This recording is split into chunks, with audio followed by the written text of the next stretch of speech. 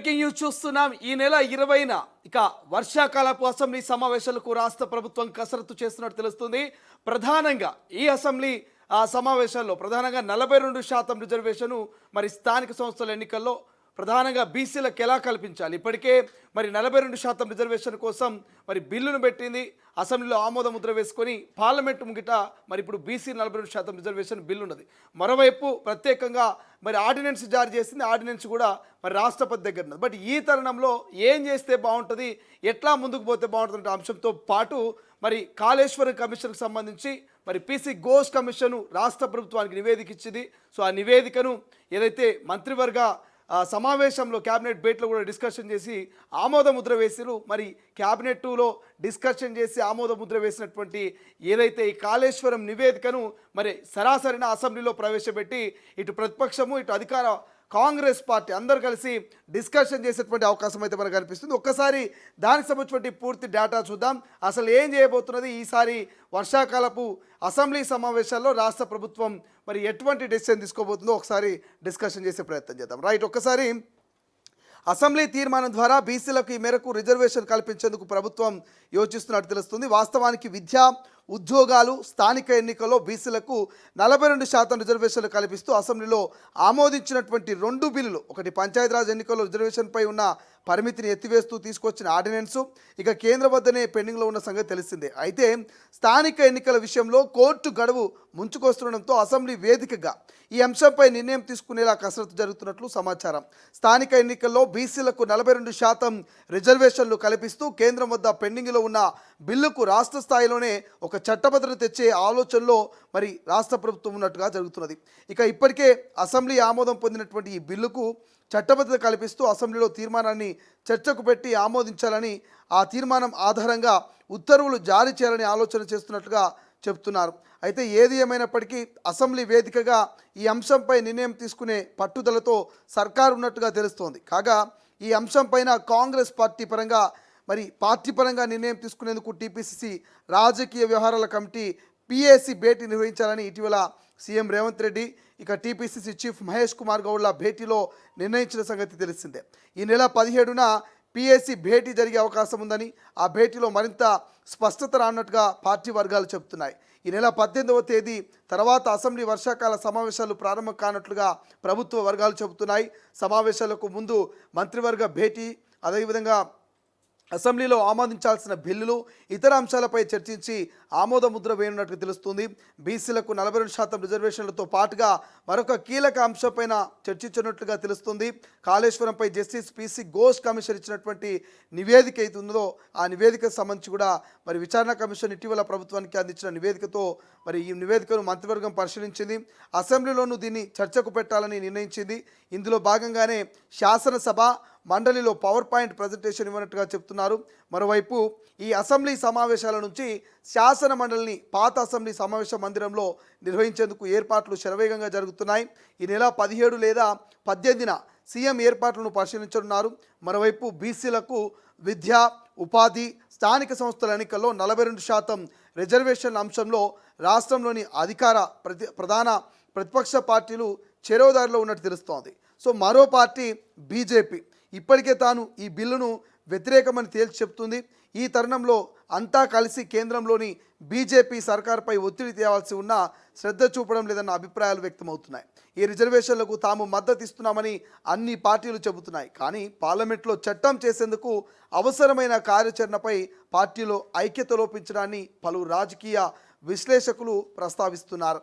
ఇక రాజకీయ ప్రయోజనం కోసం ఆరాటం తప్పితే రిజర్వేషన్లు సాధించలేని చిత్తశుద్ధి ఉంటే పరిస్థితి మరోలా ఉండేదని బీసీ సంఘాలు విమర్శలు చేస్తున్నాయి. క్రెడిట్ ఎవరికి దక్కాలన్న అంశాన్ని పక్కన పెట్టి ఉమ్మడిగా ఒత్తిడి తెస్తేనే ఉపయోగం అంటూ కొంతమంది అంటున్నారు. ఇక ఎవరు ఎంత చేసినా ఆఖరుగా కేంద్రంలోని ఎన్డీఏ ప్రభుత్వం అంగీకరిస్తేనే బీసీ బిల్లుకు మోక్షం కలుగుతుంది. అయితే బీజేపీ అందుకు వ్యతిరేకంగా ఉన్నదని ఆ పార్టీ నాయకుల మాటల్లోనే తేలిపోతున్నది. దీంతో టార్గెట్ కేంద్ర ప్రభుత్వం అని ఒప్పించడానికి ఇక బీసీ సంఘ నాయకులంతా కూడా ఇక పెద్ద ఎత్తున మరి ప్లాన్ చేస్తున్నప్పటికీ మరి బీసీ రిజర్వేషన్పై కాంగ్రెస్ ఒకవైపు కేంద్రంపై ఒత్తిడి తెచ్చే ప్రయత్నంలో ఉన్న సమయంలో ప్రతిపక్ష బీఆర్ఎస్ సైతం అదే లక్ష్యంతో ఉండాలని, కానీ గర్జనల పేరుతో సభలు పెట్టి రేవంత్ రెడ్డి సర్కార్పై విమర్శలు చేస్తే సాధించేది ఏమీ ఉండదంటూ కొంత విమర్శలు వస్తున్నాయి. అందుకే బీఆర్ఎస్ సైతం కేంద్రంలోని బీజేపీని నిలదీసేలా కార్యాచరణ ఉండాలని కోరుకుంటున్నారు. బీసీ రిజర్వేషన్ల చట్టం వస్తే ఆ క్రెడిట్ తమ పార్టీ ఖాతాలోనే పడుతుందంటూ చెబుతున్న కాంగ్రెస్ నాయకులు అందుకే ఈ విషయంలో బీఆర్ఎస్ రాజకీయం చేస్తుందని మండిపడుతున్నారు. ఇప్పటికే 10% ముస్లింలు ఉన్నందున మతపరమైన రిజర్వేషన్లకు తాము వ్యతిరేకమని బీజేపీ మెలికపెట్టింది. ఇక ముస్లింల సాకుతో మొత్తంగా బీసీ రిజర్వేషన్లనే బీజేపీ అడ్డుకుంటుందని కాంగ్రెస్ ఆరోపణలు చేస్తున్నది. ఈ బిల్లుకు బీఆర్ఎస్ మద్దతు ప్రకటించినా బీజేపీతో కలిసి కాంగ్రెస్ డ్రామా చేస్తుందని అంటున్నది. పార్లమెంట్లో ఆమోదం పొందితేనే రిజర్వేషన్లు అమలయ్యే అవకాశం ఉందని తెలిసి అందుకు బీజేపీ సహకరించదని తెలిసి ఎలా హామీ ఇస్తారని గులాబీ పార్టీ నిలదీస్తున్నది. మొత్తంగా రాజకీయంగా మైలేజ్ కోసం ప్రధాన పార్టీలు బీసీ రిజర్వేషన్ల అంశంలో ఎత్తులకు పై ఎత్తులు వేస్తున్నాయనే చర్చలు సాగుతున్నాయి. ఈ అంశాలలో ఎవరికి వారు తామే ఛాంపియన్లు కావాలనే ఆరాటం తప్ప రిజర్వేషన్లు దక్కాలన్న చిత్తశుద్ధి కనిపించడం లేదంటూ ఇక బీసీ సంఘ నేతలు కొంత విమర్శలు చేస్తున్నారు. ఒక్కసారి దీనికి సంబంధించి మనం డిస్కషన్ చేసుకుంటే ఏదైతే ఇప్పుడు మనం అనుకుంటున్నామో ఏదైతే వర్షాకాల అసెంబ్లీ సమావేశాల గురించి మనం కనుక ఒక్కసారి డిస్కషన్ చేసుకుంటే వర్షాకాల అసెంబ్లీ సమావేశాలకు సంబంధించి మనం కనుక డిస్కషన్ చేసుకుంటే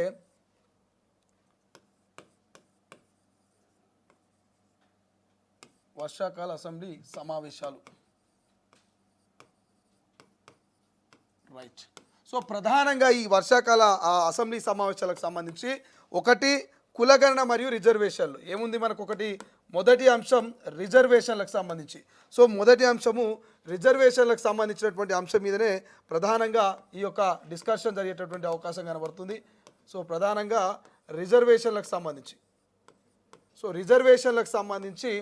ఒకటి డిస్కషన్ జరగబోతుంది. అది 42% ఎవరికి ఇవ్వాలి? బీసీలకు ఇవ్వాలి. ఎక్కడ? విద్య,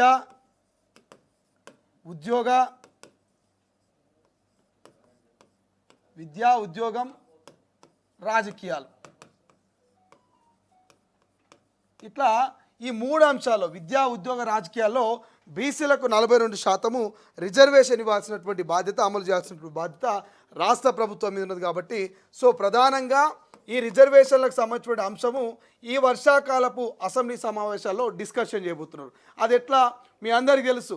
42% రిజర్వేషన్కి సంబంధించిన బిల్లును అసెంబ్లీలో పెట్టిరు. దానికి మరి అందరి మద్దతు తీసుకొని గవర్నర్ నుంచి మరి పార్లమెంటు ముంగిట ఆ బిల్లు ఉన్నది. 42% రిజర్వేషన్ బిల్లు మరి పార్లమెంటు ముంగిట ఉన్నది. ఇప్పుడు పార్లమెంటు మరి ఆమోద ముద్ర వేసి రాజ్యాంగ సవరణ ద్వారా 9th షెడ్యూల్లో చేర్చాల్సినటువంటి అవసరం ఉన్నది.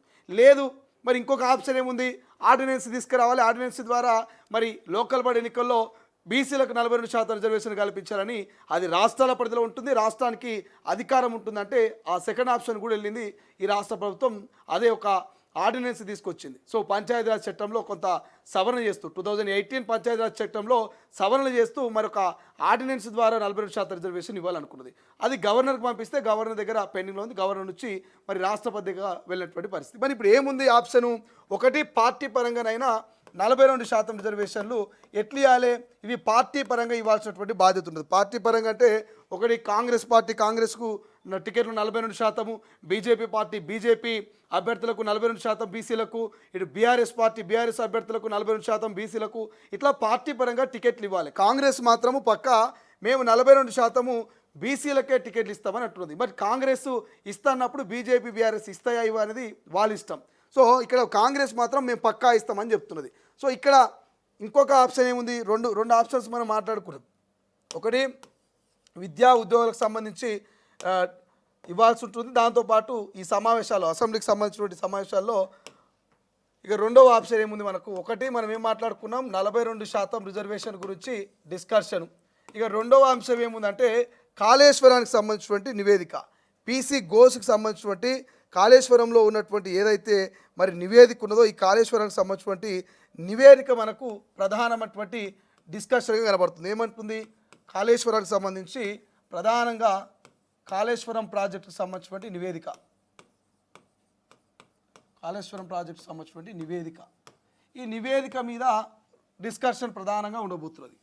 ఈ నివేదిక ఏంటంటే మీ అందరికీ తెలుసు, దాదాపు నెలలు తరబడి పీసీ ఘోష్ కమిషను కాళేశ్వరంకి సంబంధించి 119 మంది, నాకు తెలిసి 119 125 మంది అనుకుంటా, 119 మంది అప్పటి మాజీ మంత్రి ఈటెల, అప్పటి మాజీ మంత్రి హరీష్ రావు, అప్పటి మాజీ ముఖ్యమంత్రి కేసీఆర్తో సహా 119 మందిని విచారించి దాదాపు 665 పేజీల నివేదికను రాష్ట్ర ప్రభుత్వానికి ఇస్తే రాష్ట్ర ప్రభుత్వం క్యాబినెట్లో మరి ఆ నివేదికకు ఆమోద ముద్ర వేసుకొని ఇప్పుడు రానున్నటువంటి మరి వర్షాకాల అసెంబ్లీ సమావేశాల్లో ఈ కాళేశ్వరం నివేదిక మీద ఇటు ప్రతిపక్షాలు ఎవరుంటారా, ఇటు బీఆర్ఎస్ వాళ్ళు, ఇటు కాంగ్రెస్ వాళ్ళు, ఇక ఇక్కడ బీజేపీ వాళ్ళు, ఇట్లా అసెంబ్లీలో మరి ఈ సమావేశాల్లో ప్రధానంగా ఈ యొక్క కాళేశ్వరానికి సంబంధించినటువంటి నివేదిక మీద డిస్కషన్ చేయాలని ఆలోచనలో ఉన్నారు. తప్పెవరిది ఒప్పెవరిది? ఎవరు చెప్తే కాళేశ్వరానికి మరి లొకేషన్లు మార్చారు, కాళేశ్వరం ప్లానింగ్ మార్చారు, కాళేశ్వరానికి మరి అనేకమైనటువంటి చిన్న చిన్న మార్పులు చేర్పులు చేసింది ఎవరు? కేసీఆర్ చెప్తేనా, హరీష్ రావు చెప్తేనా, ఈటెలు చెప్తేనా? ఎవరి వల్ల ఈ కాళేశ్వరం ప్రమాదం చోటు చేసుకుంది, ఎవరి వల్ల పిల్లర్లు కుంగినటువంటి అంశాల గురించి కులంకుశగా తెలంగాణ ప్రజలందరికీ తెలిసేలా అసెంబ్లీలో డిస్కషన్ చేయాలనే ఆలోచనలో ఉన్నట్టు తెలుస్తుంది. మరి ఇవి కాకుండా ఇంకేమైనా అంశాలు ఉన్నాయంటే ఉన్నాయి. కొన్ని అంశాల గురించి కూడా డిస్కషన్ చేసే ఛాన్స్ మనకు కనబడుతుంది. ప్రధానంగా ఏ అంశాలు ఉన్నాయి? సో కళ్యాణ లక్ష్మికి సంబంధించి కూడా డిస్కషన్ చేయొచ్చు. ఇవన్నీ కూడా కళ్యాణ లక్ష్మికి సంబంధించి కూడా డిస్కషన్ చేసేటువంటి అవకాశం కనబడుతుంది. ఎందుకంటే లోకల్ బాడీ ఎన్నికలు వస్తున్నాయి. లోకల్ బాడీ ఎన్నికల వేళ కళ్యాణ లక్ష్మి తులం బంగారం సంబంధించిన అంశం కావచ్చు, లేదంటే రైతు భరోసాకు సంబంధించి పెండింగ్లో ఉన్న వారు ఎవరైనా ఉంటే వాళ్ళకు సంబంధించిన అంశం కావచ్చు, లేదంటే ధరణికి సంబంధించి ఇప్పుడు ధరణి కూడా మరి మీ అందరు చూసారు, ధరణి కాస్త భూభారత్గా మార్చింది కాబట్టి ఈ భూభారత్కి సంబంధించినటువంటి అంశాల గురించి కూడా డిస్కషన్ చేయొచ్చు. ఇట్లా కొన్ని అంశాలు అయితే వాళ్ళు మరి పెట్టుకున్నట్టు తెలుస్తుంది. గ్రామ పంచాయతీ ఎన్నికలు అంటే అవే లోకల్ బాల్ ఎన్నికలకు సంబంధించి కూడా మాట్లాడే అవకాశం ఉంది. ఇక ఆసరా పెన్షన్లు, ఈ ఆసరా పెన్షన్ల గురించి చాలామంది వెయిట్ చేస్తున్నారు. ఆసరా పెన్షన్ల మీద ఏమైనా మరి చర్యలు తీసుకుంటారా, ఆసరా పెన్షన్ల గురించి ఏమైనా డిస్కషన్ చేస్తారా? లోకల్ బాడీ ఎన్నికల వేళ ఖచ్చితంగా ఆసరా పెన్షన్లు పెంచాల్సినటువంటి అవసరం ఉండొచ్చు. అదేవిధంగా ఈ రైతు భరోసా రుణమాఫీ ఒకసారి క్రాస్ ఎగ్జామినేషన్ చేసుకొని లోకల్ బాడీకి వెళ్ళే ఛాన్స్ ఉండొచ్చు. 42% రిజర్వేషన్తో పాటు కళ్యాణ లక్ష్మి తులం బంగారం కావచ్చు, 2500 కావచ్చు, ఇట్లా కొన్ని అంశాలని మరి అసెంబ్లీలో డిస్కషన్ చేస్తారని ఒక చర్చ జరుగుతున్నది. బట్ నాట్ కన్ఫామ్గా ఇవి డిస్కస్ చేస్తారని చెప్పలేం. బట్ వీటి గురించి కూడా డిస్కస్ చేసే అవకాశం ఉండొచ్చు. బట్ పక్కా మాత్రం 2 అంశాలు, ఒకటి 42% రిజర్వేషన్, 2 కాళేశ్వరం. ఈ కాళేశ్వరము 42% రిజర్వేషన్ మాత్రం పక్కా డిస్కషన్ చేయాల్సిందే. దాని మీద ఏదో తాడోపేడో తేల్చుకోవాల్సిందే అనేది మాత్రం మరి రాష్ట్ర ప్రభుత్వం డిసైడ్ అయితే తెలుస్తుంది. ఈ నెల 20 అసెంబ్లీ సమావేశాలు, వర్షాకాలపు అసెంబ్లీ సమావేశాలు పెట్టే అవకాశం ఉన్నట్టు తెలుస్తున్నది. సో చూడాలి మరి అదే డేట్ ఫిక్స్ చేస్తారా లేదంటే మరొక డేట్ని ఏమైనా ఫిక్స్ చేస్తారా అనేది.